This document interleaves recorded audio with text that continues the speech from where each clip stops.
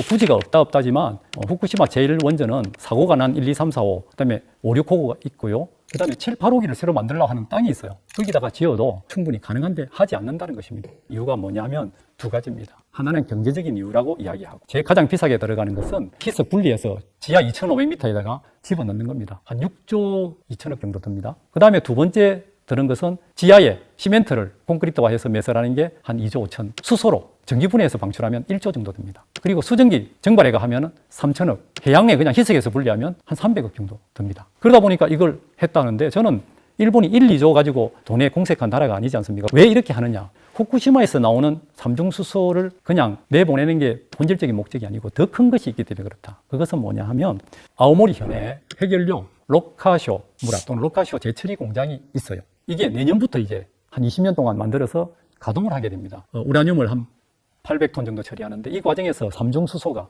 바다에만 투기되는 것이 무려 1경 8천조 베크렐이 나오는 겁니다. 지금 후쿠시마에 30년 동안 방류하겠다는 총 삼중수소의 양이 15배 많습니다. 그런데 여기는 삼중수소만 있는 것이 아니라 탄소 14, 요오드 129, 스트론튬, 세슘, 이것이 어마어마하게 나오게 되어 있습니다. 특히 재처리는 우리나라에 하지 않습니다. 이것 때문에 바다에 이걸 뿌릴 수밖에 없는데, 삼중수소에 문제점이 없다고 해서 해양 방류가 원래 시작이 되어야 내년에 전례로 삼아서 반대 없이 계속 뿌릴 수가 있다는 범죄적인 발상이라고 저는 봅니다. 궁금한 게 좀 있을 겁니다. 왜 수산물 같은 경우에 오염이 될 가능성이 높은데 미국은 좀 조용한 것 같이 보이냐?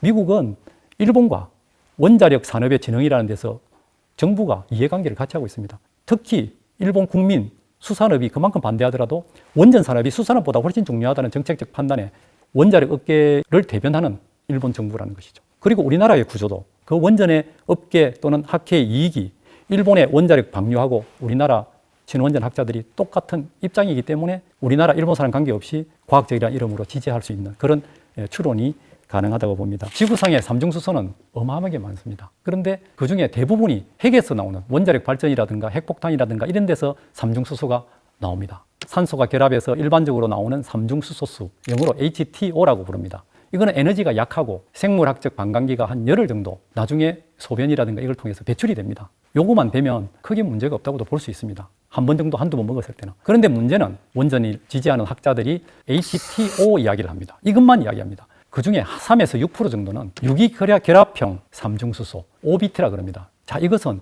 어떻게 될지 알 수 없어요. 그 중에서 흔히 말해서 운이 나쁘면 유기결합형으로 바뀔 수가 있는 거죠. 그렇게 바뀌면 마시든지 피부에 흡수를 하든지 호흡을 통해서 체내에 삼중수소가 이제 들어옵니다. 세포 안에서 DNA가 조금 바뀌는 거예요. 그러다 보니까 세포가 사멸하거나 또는 생식기 문제라든가 이런 걸 갖고 있다고 의학책에 나오고 있습니다. OBT라는 걸 찾아보면. 배양 방출을 해도 괜찮다고 이야기하는 분들이 OBT의 존재를 이야기하고 있지 않습니다.